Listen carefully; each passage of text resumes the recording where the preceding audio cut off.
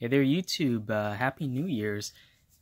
Just wanted to make a quick video. I updated the electromechanical displays I made.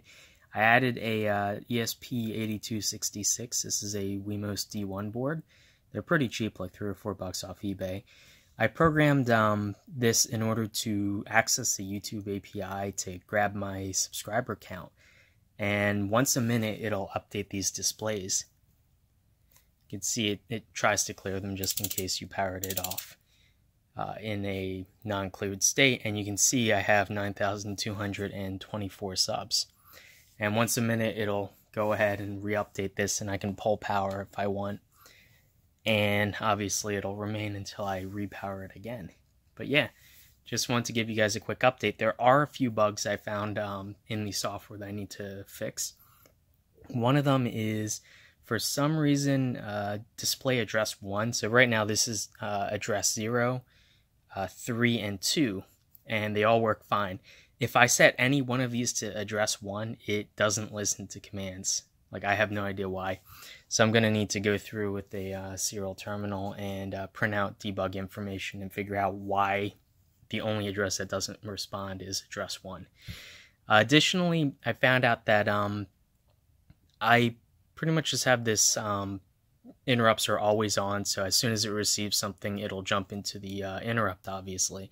The problem is if you try to write to one digit and then write to the next one too quickly, it actually, I don't think it crashes the processor, but it gets stuck in some loop.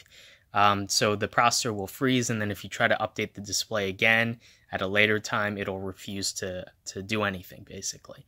So an easy fix for this is leave about a second between writing to the two segments on one display.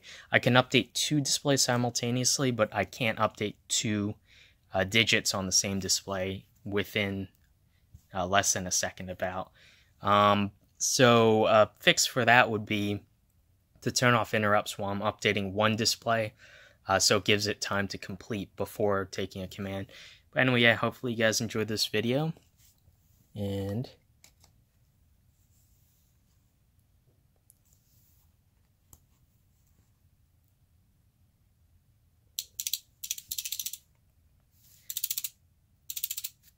yeah, still at 9,224, so close to 10K.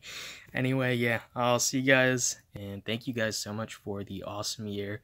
Thanks JLC PCB, my sponsor, for providing boards and sponsoring these videos.